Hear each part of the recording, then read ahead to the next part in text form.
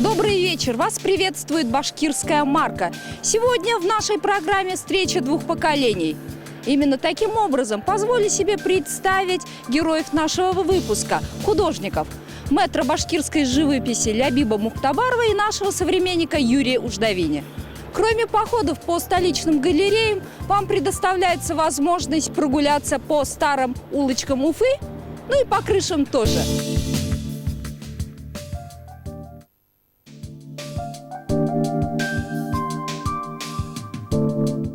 Сейчас такое время, вот пока время такое перестроечное, видимо, это сказывается. Долгое постперестроечное время. Что делать? Такое долго приходится перестраивать, потому что это ведь это государство перестроить, знаете, не дом построить. Лябиб Фатыхович Мухтабаров, живописец, монументалист, один из основоположников монументального искусства в республике. Внес огромный вклад в развитие башкирской школы живописи. Многие известные художники современности – ученики Лябиба Мухтабарова. А ведь все могло сложиться в судьбе старейшего мастера башкирской живописи иначе.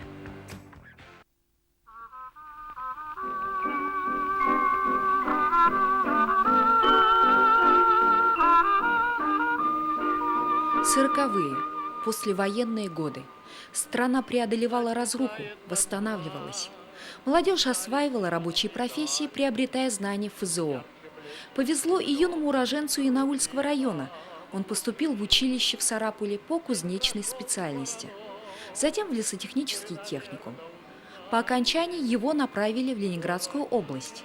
Выбор места прохождения практики был не случайен. Еще в годы учебы друзья и наставники Мухтабарова говаривали, что, мол, кузнечное дело не для него. Не потому, что толку не было, напротив. Юноша был крепким и трудолюбием редким отличался. Но они понимали, что рисовать у Лябиба получается еще лучше. Он талант. И от души желали парню другой доли. Так старательно юноша днем работал кузнецом, а вечерами бегал на рисование в Серовку. Учился на подготовительных курсах. Первый шаг сделан. Уже к осени 53-го он студент Ленинградского художественно-графического училища. Но призвали в армию. Отслужив 3 года, уже взрослый Лябиб Мухтабаров вновь продолжил учебу. И все эти годы не переставал работать по своей, так сказать, основной специальности – кузнецом-молотобойцем. В 1957 году Лябиб Мухтабаров поступил в Ленинградскую академию художеств имени Репина. У меня был очень близкий педагог такой Орловский Глеб Иванович. Вот, с тонким вкусом, он прекрасно понимал музыку и поддерживал. Я думаю, что он во мне чувствовал, понимаете, такой вот интерес. Вот этот вот момент поисков в рисунке, там, вот мы говорим академический рисунок, там кроме академического рисунка, там я как-то познал еще другие вот мышления. В 1963 году выпускник Ленинградской академии художеств возвратился на родину с дипломом живописца-монументалиста. В ту эпоху специальность эта была актуальна особенно. В стране строилось много объектов культурного назначения – дворцы, кинотеатры, театры. И отделке придавалось особое значение.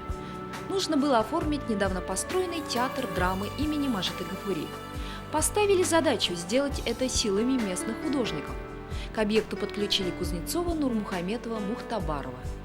Они впервые в республике использовали деревянную технику маркетри. В послужном списке Мухтабарова и другие объекты. Одно из зданий завода имени 22-го партсъезда, внутренняя отделка железнодорожного вокзала, фойе 21-й больницы и другие. В отделке фасада Дворца культуры завода «Синтеспирт» впервые использовали мозаику. Но самое главное достижение мастера – его ученики. Я протрудился в училище искусства 37 лет. Вот бывало, я мог взять это, допустим, параллельно вести работу, то есть это с учениками работать. Когда сам работаешь, тут, понимаете, такую слабинку самое не хочется давать, потому что как это самое, когда сам работаешь активно, и приходится активно преподавать. Они творят, я немножко там могу подсказать или показать, вот. Это была интересная работа, совместная работа, можно сказать. Не только педагогическая, а совместная работа была. Вот. В таком плане. А вас немножко не смущает то, что ваши ученики рисуют практически во всех жанрах? Сейчас современной живописи мало, соцреализма, так сказать. Василий Хананов взять, вот яркий пример, да? Вы это хотели увидеть? Я, знаете что, я и тогда вот и навязывал свои мысли. Я только радовался, как они работают. Как они раскрывают в живописи, как они раскрывают вот это самое в своих, можно сказать, картинах. Вот это вот, как они владеют, не по вот этим вот пластикой, понимаешь, это образа. Это мне только радовало, что в это время Хананов занимался, вот, что сейчас он понимает, что у него созрел такие вот мысли. Я тогда еще не замечал, потому что это ведь приходит со временем. Вот со мной, у меня учился Медат этот самый Мухаммедов. Такого плана работы в искусстве, понимаете, искусство это очень широкое, понимаете, такое вот дело. Потому что у него граней очень много. Они только друг другу помогают, и в то же время помогают и зрителю как-то шире увидеть жизнь. Потому что в таком абстрактном понимании, знаете, это очень серьезно. А вот что его характерной чертой было, это именно вот безапелляционность, жесткость по отношению к ученикам, и в то же время он давал именно свободу и раскрыться. Я вспоминаю такой случай, как-то я, натворив большое количество работ, попросив разрешения, и выставил эти работы в коридоре прямо вот Уфимского училища искусств. Шел процесс становления, наверное. Я вот очень большое количество работ выставил в коридоре. Алябей Фатыевич утром приходит: Василий, быстренько убери вот это сейчас. А что такое? Нормально, это же выставка, все хорошо. Времена не те, не так поймут. Ты это пиши, я тебе не запрещаю так работать. Но лучше пока не выставляй. Ты мне форму давай, форму, задание делай, и все, нормально. Вот показательный случай, потому что все-таки ты можешь делать все, что угодно, но если у тебя нет изначально тех азов, которые ты должен получить в училище, то есть умение обыкновенно рисовать, самое главное, сильно, крепко рисовать, то тогда вот это вот все, что ты делаешь, это пшик. Какое влияние в своем творчестве видите вы? Форму давай. На уроке, значит, сижу, рисую. Дай Фатыевич подошел и показал, как надо добиваться форм. Потом я думал, ушел, дверь захлопнулась, это, оказывается, одна девчонка вышла, а Ля Фатыевич сзади стоял. Я говорю, вот, нате вам форму, нате. 1979 год. Защита дипломов сразу на 2 худграфах. Сначала Институт искусств под руководством Нурмухаметова, а потом училище Мухтабаровские. По окончании защиты представитель из Москвы, член экзаменационной комиссии, подытожил: а уровень-то один, молодцы. Я понимаю, это вот влияние вуза, влияние ваших учителей. А вы не пробовали похулиганить, попробовать себя в другом жанре? Наверняка вы-то слышали тогда о таких людях, как Пикассо, Дали? Пробовал. Я даже очень пробовал. Так было, что я напробовался таким образом. Меня чуть не исключили. Это с института. На самом деле так было, да. Вот, значит, я так строил, понимаете, как-то очень вроде интересно там, как-то все смотрели, вот я рисовал, как-то не, ну, не то, что я должен как хулиганить, а я пробовал, как это дело познать. И вопрос такой стоял, как мне дальше быть, понимаете, вот был у них там такое педагогическое совещание, чуть было, понимаете, меня не исключили. Но Мыльников как-то отстоял, вот, все-таки я из Башкирии, как-то у него жена из башкирка, тоже была башкирка у нее. Или так иначе вы национальный кадр. Да, будущий национальный кадр как-то вот меня сохранил он. Я ему, конечно, за это благодарен. Вот. И потом, когда закончил, вот эти поиски там, вот это такое мышление, я как монументалист национальный, там, это очень пригодилось, потому что там ведь это натурный рисунок, он не пойдет, потом композиция там в совершенно другом плане строить надо. Мышление тоже самое. Это все помогает вот как-то образно решение.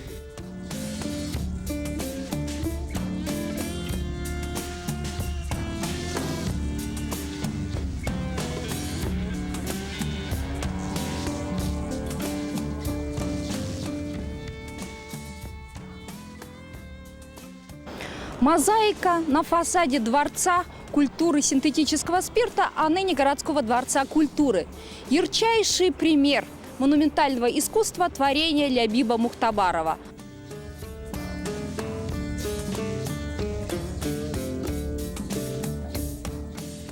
Он в советские времена уже привлекал, ну, лично меня, вызывал уважение, я его работы видел и в музеях, и на выставках. И как-то он меня удивлял. Все-таки язык у него не совсем был такой, подходящий под соцреализм, скажем.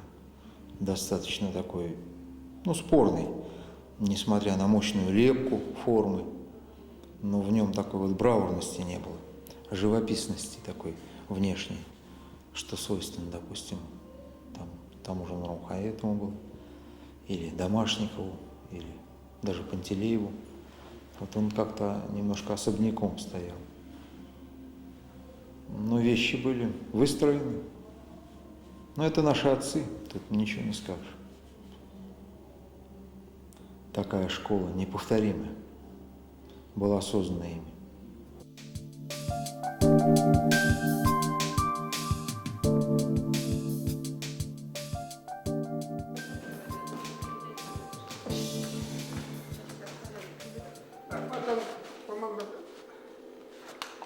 Старше только на 1 год. Ну что вы? А? Вы снимаете, да?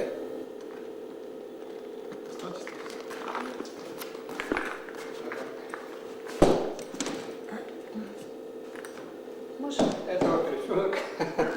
Там вот. Ну вот, говорит так. Так. вот расскажите об этой работе. Она очень уникальна, лишь потому, что... Рамок нет, вот часть сняла я у него. Это Салават боролся за счастье людей, самое, за трагедии. Вот трагедии показывают. Плач людской. Да, образ Салавата тут ведь, знаете как, это очень серьезная тема этого башкирского народа, потому что тут народ сам как-то очень много такого добавляет, самое, он как-то так в песнях ее поет, как-то так вот у него зреет это самое в сердцах этого народа. И вот я смотрю, как люди делают, как, например, Тавазеев сделал скульптуру, как другие, понимаю, как люди писали до этого.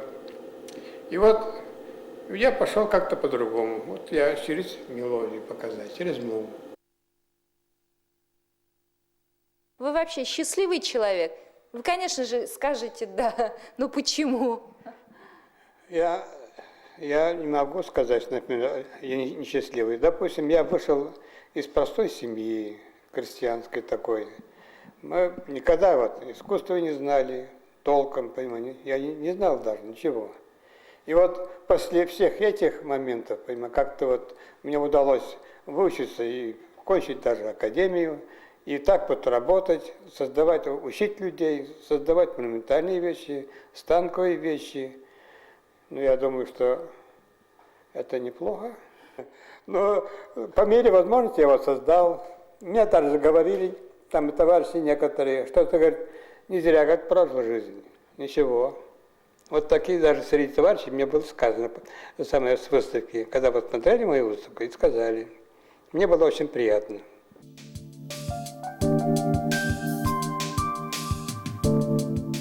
В отличие от многих, я знаю, не советуют жаловаться. Я и не жалуюсь. Но я много очень допускал ошибок таких катастрофических в своей жизни. Я бы много иначе сделал. Прожил бы иначе. Какие-то шаги бы совершал другого толка. Более позитивные, я бы сказал. И в творчестве тоже? В творчестве я более-менее нормально шел, может быть, стоило больше уделять времени в молодости. Но знаете, как там все-таки немножко суета присутствует, и танцы, и какие-то увлечения. Юрий Леонардович Уждавини – один из ярких представителей современной школы живописи. Так называемая пастозная живопись – одна из разновидностей экспрессионизма, манера, присущая кисти Уждавини. Член башкирского отделения Международной ассоциации художников при ЮНЕСКО, занимается организацией факультета дизайна и декоративно-прикладного искусства в одном из уфимских вузов. Востребованы профессии художников в области декоративного искусства. Но то, что служит украшением жилищ, которые сейчас... город строится, мы видим, много новых квартир, принципиально новых планировок. Но это все будет востребовано. Нужны художники, владеющие искусством украшать интерьеры и экстерьеры. Ну и плюс там будет отделение дизайна, тоже очень актуальное на сегодняшнее время. Все мы об этом знаем. Искусство бывает как? Просто искусство и коммерческое искусство. Не во вред ли настоящему искусству, как вы думаете? И как вот все-таки сделать разделение между настоящим и коммерческим? И можно ли назвать коммерческое, опять же, искусство, такое салонное, настоящим? Я затрудняюсь как-то давать такие четкие определения, потому что время такое у нас и в стране, да и в мире меняются стили.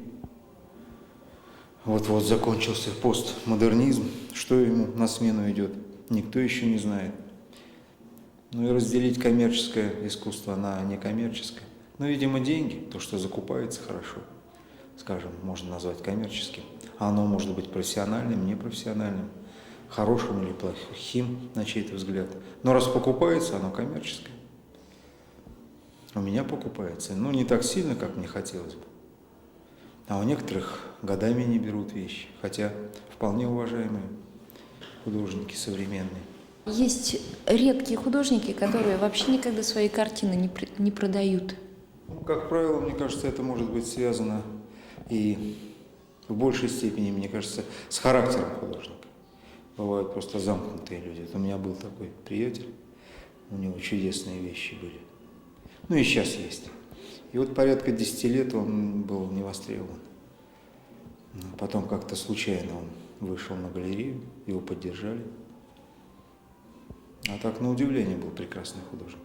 Он в основном дарил свои вещи.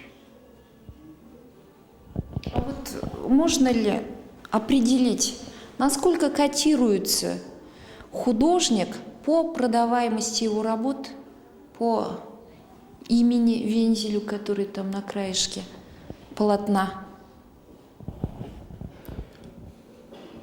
Оценка художника, на мой взгляд, конечно, его творчество, она рождается прежде всего в окружении в профессиональном, когда он становится авторитетным среди художников. Покупают его или не покупают. Но он в авторитете, как сейчас принято говорить, только в такой художественной области.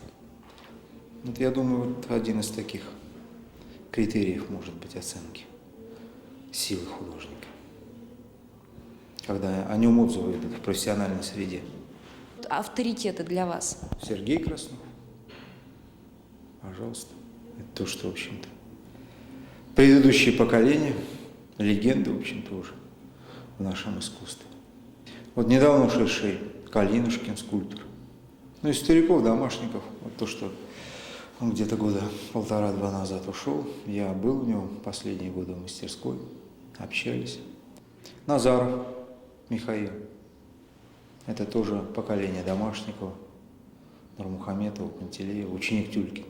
Вот сейчас прекрасный пример Губайдуллина. Камиля пригласили в академию, и, судя по всему, звание присвоил. Прекрасный художник. Прошла выставка Бирски вместе с Мирасом Давлетбаевым.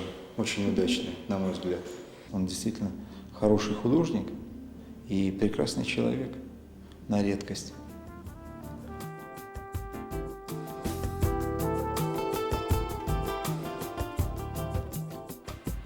Выставка в артели галереи при художественной школе номер 2 для Юрия Уждавини символична. Здесь он когда-то учился. Старейшая кузница кадров Башкирской школы живописи знаменита своими маститыми учениками, но прежде учителями. Учился я у Кириченко Виктора Васильевича во многом. Ну, во многом я ему обязан. Таким. Он видел наверняка ваши работы, что он говорит? Я просто... Я так и знала. Он художник более такого реалистического склада. Но, тем не менее, ну, я знаю, он мне говорил, как-то вот у нас был хороший разговор, он понимает, что это живопись, но он просто немножко другой. И я даже удивился, я когда у него учился, очень долго он меня упрекал и обвинял в отсутствии живописных достоинств моих вещей. Вот. И без него я как-то случайно вышел на живописцев более такого левого толка. Вот. И тогда без труда понял, ну, что мне нужно, и добился живописи. И спрашивал его, почему он мне о них никогда не говорил. Ну, это бубновалетовцы, например, или французский постимпрессионизм. Но он на них отозвался с уважением, но холодно. Но это не его. Все-таки он как бы любит такую более, скажем, традиционную манеру изображения. Может, он боялся, что это чревато чем-то? Все-таки времена были другие. Нет, в то время это издавалось. Была великолепная монография о Машкове, Илье Машкове, вот один из бубновалетовцев. Кончаловский всегда висел в музеях советских, приветствовался. Нет, просто немножко стилистика другая. Он консерватор. А техник великолепный. Знает, допустим, технические возможности живописи. Но в области композиции. Вот он, кстати, закончил училище Серова. Это сказывается. То есть чуть-чуть вот этот художественный кругозор у него в таких жестких рамках традиционных. И выйти он не хочет из них. И никогда не хотел, наверное. Может, и хорошо, что он никогда не выходил из этого. Вы же тоже, вы когда-нибудь из этой мазни, в кавычках, выйдете? Могу, скоро выйду.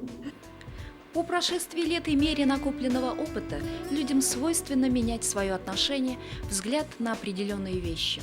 Убеждения тоже. Хоть и повзрослел художник Уждавини, но предпочитает оставаться таким же страстным, открытым, но главное честным. И в жизни тоже.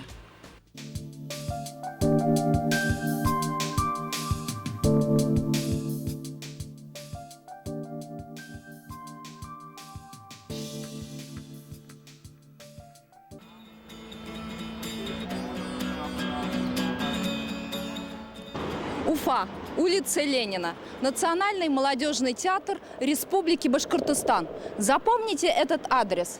Башкирская марка представляет самый лучший музыкальный проект этого сезона. Самый долгожданный концерт с участием джазовых исполнителей, лучших джазовых исполнителей. Все это и другое в следующем выпуске Башкирской марки. А пока до свидания.